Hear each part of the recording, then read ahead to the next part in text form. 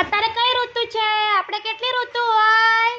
શિયાળો, ઉનાળો, ચોમાસું. અત્યારે શું છે? ચોમાસું. ચોમાસામાં શું પડે? ચોમાસામાં શું પડે? તો વરસાદનું ગીત ગાશું આપણે વરસાદનું. ચલો. बारिश आई छम छम छम, छम छम छम,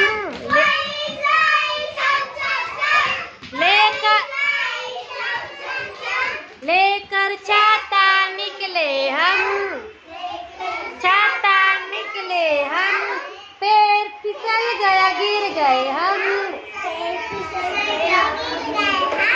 ऊपर छाता नीचे हम, ऊपर छाता नीचे. હવે બારિશ आई,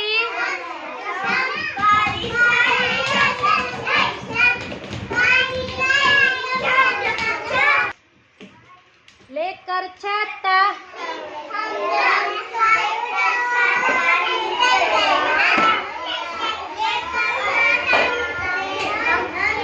पैर फिसल गया गिर गए हम,